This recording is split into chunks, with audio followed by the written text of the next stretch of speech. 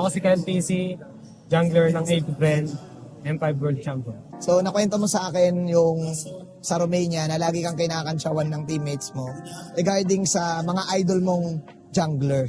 Kwento mo nga ulit yun.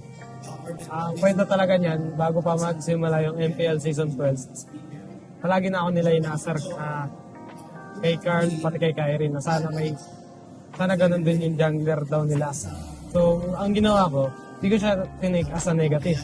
So, ang ginawa ko siyang motivation para mas lalo ko pang galingan at mas lalo ko i-improve yung sarili ko para ma-prove ko sa kanila na kaya ko rin gawin yung ginagawa nila. Ay, ikaw si Kyle. Ako si Kyle. At masigitan ko pa yung ginagawa nila. Kyle, sa lahat ng mga nangyaring laban, nung series na yon, di ba, umabot ng 7, meron ka bang specific play na hindi mo makakalimutan? Siguro yung game to namin. Kasi sobrang crucial mistake yung ginawa ko doon eh. Yung first Lord, yung nakagaw ni Kyrie. Sobrang simple lang man ginawa nun eh. Nanakap lang ako ng Lord. Kaya yun, ako eh. So, hindi mo na makalimutan kasi naagawan ka. Gaano kahirap yung pinagdaanan nyo bilang AP Bren? Ang dami yung world tour. Gaano kahirap yung pinagdaanan nyo para maabot to? Sobrang hirap kasi actually palubog na kami dapat eh. Yung season 11. Parang mawala na dapat yung brand. Buti na lang sinalo kami ni Boss AJ Ponce, dapat kay Boss AJ. Sinalba niya yung brand para yun, magtuloy-tuloy yung namin. Yung career po namin. Kaya sobrang nagpapasalamat ako kasi yun, dahil sa kanya, nakarating pa kami sa ganito. Tuloy-tuloy yung championship namin.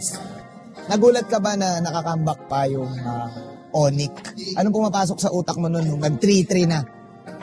Expected namin dati na possible umabot pa ng Game 7 kasi sobrang gigil na sila eh. Kasi kumbaga, hindi na nila isipin na 3-1 eh. Kumbaga, na lang isipin nila. May pagsuntukan nila sila sa amin. Ito na yung huling laro nila. So, yan yung expect namin na abot pa talaga ng Game 7. So, handa kami sa pangyayari.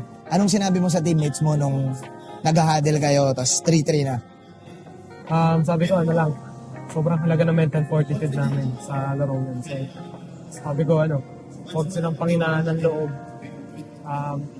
Huwag nilang isipin yung mga nangyari kung matalo o manalo, ganun. Tapos pa rin kami sa Iisip lang namin na best of one. Ayun na world champion ka na, ano ang next para kay Kyle TC? Siguro like sa akin, MSC. Para mabigyan ko na ng MSC si Kepu.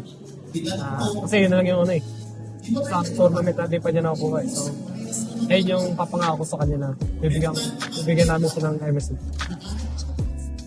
Shoutout po sa mga fans ng April. Maraming salamat po sa pag-supportan niyo po sa amin. Tsaka, shoutout po sa girlfriend ko.